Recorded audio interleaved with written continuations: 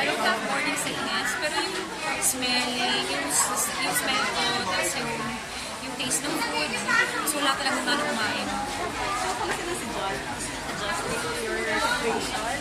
Ano si John, sobrang patient ka talaga na tao. Minsan may arte ko, iyak ako, kasi ayaw na lang kumain. Nandiyan lang siya, siya rin nakakain ka, siya yung tumataba. Siya yung tumataba, kasi kung pang-hina, hindi pwedeng gano'n na, hindi ko yung kumakalas, sayang nga daw. Pero parang, grabe talaga, lahat ng gusto ko. Ano pa mabili niya talaga, kahit nasa TV siya, mag-asabi pa siya yung driver, papauli niya na, wala siyang niyaya or whatever, para nag-asabi lahat.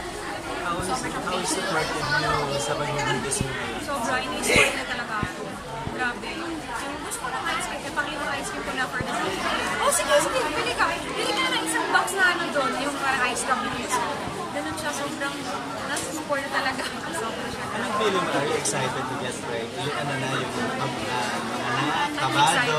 I'm more excited kasi wala, given na yung may pain daw or whatever, ganyan. Okay na sa akin.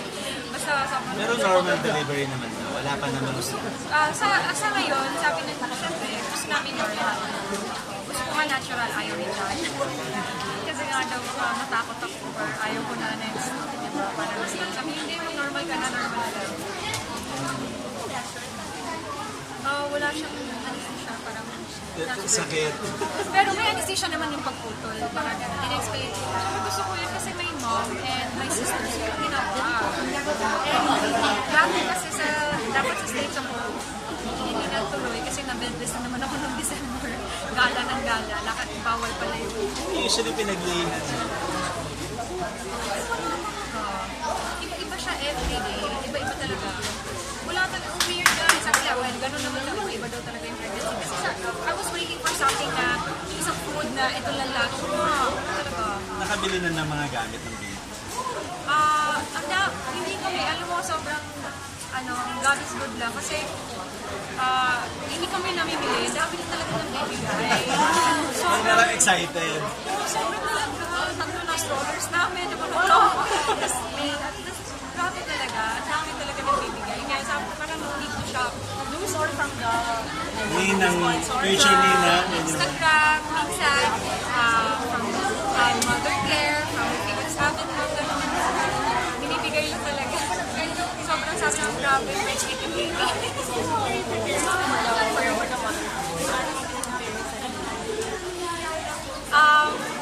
Ngayon, sabi nga ni Juan, kasi medyo ako yung strict sa aming dalawa. Parang siya natin straight na daw siya, sabi niya. Parang ngayon, ina-adjust ko syempre na I won't be that strict siguro. Parang syempre mag-love ko na yung baby, hindi din siya masaktan or masugagan. Pero di ba, parang ayaw makagat siya. Medyo mag-iwagan ko lang siguro yung pagiging strict. Syempre, sabi nga namin after 3 months, gawa ka ulit. Ganon, sunod. Gusto ko 4. Parang gusto ko 4. Tapos parang sabi niya, paano yan sa showcase? Ako, wait ka lang, wait na yung showcase. Anak mo na, baby mo na. Ayan ang gusto na dyan. Gusto namin 4. Kaya Bird, gusto namin sunod-sunod. Hindi ko mahirapan. Hindi, sobrang excited na ako ngayon. Mga ilang months ka pwedeng gawa naman ulit ng baby. Sabi niya, wait lang, ito yun na, ito na si baby. Kung possible, kung magkaroon kayo ng kampal, much better. Ganun ba yun? Pero counted as one. Wow! Bakit 4? Wala, kasi parang sa 4 things din. Oo nga, no? Wala lang. Parang gusto sana, 2 boys, 2 girls, gano'n. Pero paano na? Basta, actually, dapat 5. Pero parang sa age ko rin, I'm 35 this year. So parang imposible. Nung nag-accounting kami, parang imposible. Ayoko naman yun na mahirapan. So as much as possible, kaya namin mas ilis. Pero wala talaga. Hindi natin hawak. Pero nung nalaman yung first baby niyo is girl, si Petra. May bet pa kami noon. Sa family, both sides, may mga bets pa yun. Si Camille at saka yung si Rafi na nanalo. Lahat talaga boy. Kasi nga, nag-iba yung utak ko talaga. Nag-bet pa ako, bet ko talaga lalaki. Not because I like lalaki. Kahit ano lang talaga Gusto mo panganay? Parang sabi ko, kasi ang sama na nagulak ako. Tapos parang, oh my God, bakit yung face ko, yung pangit-pangit ko talaga, yung mga Feeling mo? Tapos feeling ko, sa kuhab, lalaki ko. Tapos grabe yung pagkain ko, yung lalaman ako lamang talaga. Pero after niyan, ayaw ko na din talaga siya makita. Yung tabi-tabi talaga yan. Kasi ayaw mo. Siyempre hindi ako ganito-over, di ba? Parang voice ka, tapos ang ganda-ganda ko. Kita mo si Marian Rivera, ang ganda-ganda. So, bakit si Marian babae? Ang ganda. Ba't ako na ba? Kaya akala ko talaga. Si John naman, ewan ko. Ba't nakikita niya sa akin, ganda-ganda siya sa akin eh. Wow. Pero reaction mo, nung nalaman mo babae, hindi lalaki yung expect. Natuwa naman kami. Natuwa talaga ako. Natuwa talaga ako na, kasi nung time na chinek ako, yun yung time, yung sinabi na gender ni baby, yun din yung time na sinabi. Kasi they can detect na kung ano si baby, may sakit ba siya, may depression siya, whatever. Nalaman mo na eh. So nung araw na yun, sobra kami pasasalamat talaga. Na healthy siya, normal siya, ganyan. Tapos tsaka lang sinabi na it's a girl. Sobrang kami kumikahan, hindi mo lang kami kaya basta normal siya. Without therapy. Siguro binilitary na sabi ko na, or you were willing na talaga pagbuntis sa ganun. So you're willing to live the shoot for the Oo. Oo naman. Pinag-usapan na namin talaga yan. Kasi parang ang sa amin, yung showbiz na dyan lang naman din eh, di ba? So parang, ang sa amin, ito, kailangan natin itong gawin muna sa ngayon. Priority muna ito. Kasi gusto ko talaga hatid ko siya sa school. Tapos parang, kung may yayaman, assist na sa akin, pero ako talaga yung gusto kong kakagawin. Ganun talaga. Parang kung pwede na ako namunod kasi hindi ko ako makulong. Parang ganun. Ganun kasi ako sa mga pamangkin ko. Excited ka rin. Oo, kaya parang sa anak ko pa kaya. Shabel, gusto mo ba maging celebrity baby din yung anak mo? Like how private or how public? Ayaw. Ay, siguro soon. Parang ako, nung nag-graduate mo na ng college, tsaka lang ako nag-showbiz. Kasi ang hirap pagsabayin eh. Oo, sila dyan nasabay nila. But will you be open to do yung mga, like you will be a celebrity mom, di ba? So, endorsement for mother and daughter. Pwede naman yun, pero parang celebrity. Hirap. Si John, okay lang. Ako talaga parang naku-aral mo na.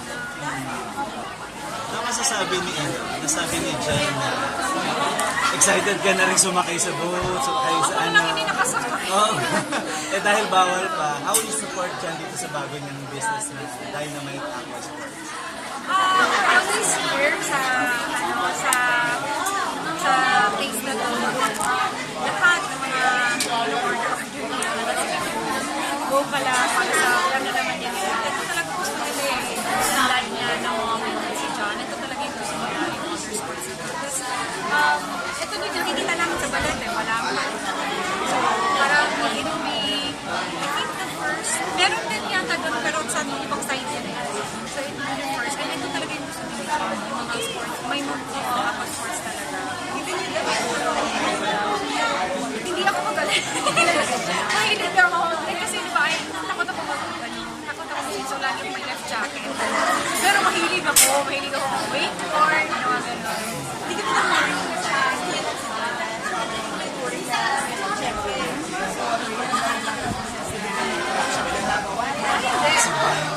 kasi sabi ko sa kanya, mag-ingat ka lang, pero masasaktan ka talaga. Nag-part yan. Ay, okay lang. Kasi wala naman. Sabi rin ni Jen yung baby niya daw gusto niya masanay din sa... Naka-outfit na nga eh, sa wakeboard. Ay, hindi na natin ito. Pwede na kasi, nalakamit na 4 years old, pwede na siya i-train. So, naka-outfit na siya doon. Hindi pala namin binili. Ikaw, anong support ang binibigay mo kay Jen? Aside. Actually, medyo na-busy talaga siya. Yung one talaga na to, sobrang siya na-busy talaga dito. Ano lang, iniintindi ko siya kasi may moment ako na dito ka lang, sura ka tabi, dito ka lang, higa ka lang dito, tapos tinititigan ko lang siya. Parang wifey, nababaliw ka na ba? So, dito ka lang, tapos tinititigan ko siya. Ayun, siya talaga yung lagi ko tinitigan ng gwapo na yan. Gwapo ko sa kanya, yung gwapo naman. Pareho kayo, di ba? Parang ganda siya sa'yo. Tapos parang gusto ko lang siya ng tapos mag-gym siya 1 hour, nasan ka na? Ganun. Eh, since inaayos na to, iniintindi ko talaga. Sobrang hindi talaga pwedeng bumugin or tawagan, ganyan kasi inaayos na siya. Anong gusto mo makuha kay Jan? Ng baby mo? Definitely not the height.